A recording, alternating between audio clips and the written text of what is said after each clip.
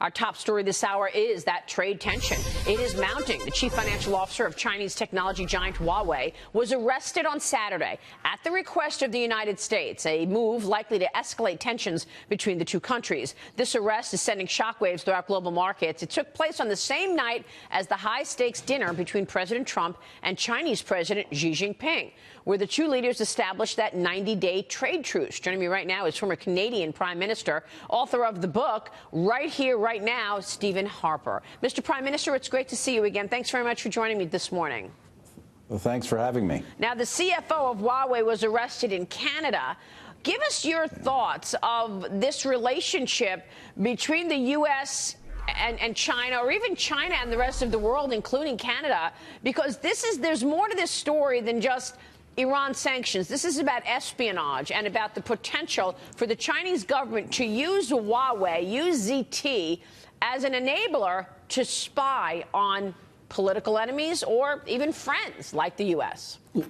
Look, just a couple of thoughts. I'm not going to speculate on the arrest. Obviously, it's a criminal matter that's going to be before courts, and I don't know the specifics. What I do know is that when I was in government, we were increasingly concerned about the penetration of Huawei and ZTE into Western democratic telecommunications networks. These are organizations ultimately tightly tied to Chinese security apparatus, and we think there's some real serious issues there. I obviously note that the United States is encouraging Western allies to essentially push Huawei out of the emerging 5G network. And my personal view is that that is something that Western countries should be doing in terms of our own long-term security issues. You know, as long as people have to remember, China is not simply an economic competitor and a major economic challenger. I think that bothers us less than the fact that China is, in fact, a geopolitical rival that has made no secret of the desire to spread an alternative to Western democratic norms. And I think that's something that should concern us. So what should be done then, Mr. Prime Minister? Because, you know, we can't look at this story in isolation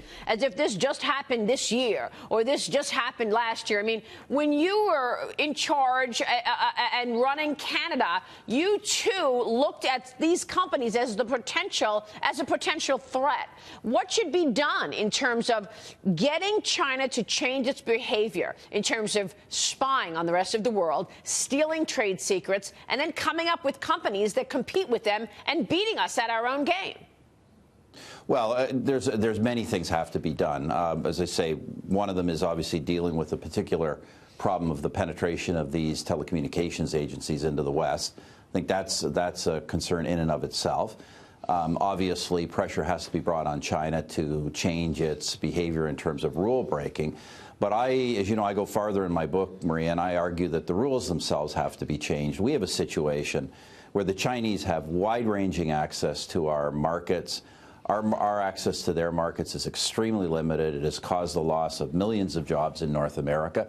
And frankly, the trade deficits keep growing as China gets more wealthy. The opposite should be happening. Essentially, I think the United States has, under long-term policy, been essentially paying for the rise of an alternative rival. And this is simply unwise. And look, I know that markets get rattled by the administration trying to take on this problem. But if we don't take on this problem now, in the long term, this is going to get worse, and frankly, we'll get to the point in the long term where China cannot be taken on, where it is determining the rules of the global system in arbitrary ways that simply suit its own interests. So, you know, I don't know if I agree with every aspect of the administration's policy. Taking on this issue of Chinese rule breaking and rules that frankly allow China to exploit a trade relationship, this has to be done. Yeah, you make a really, really important point there.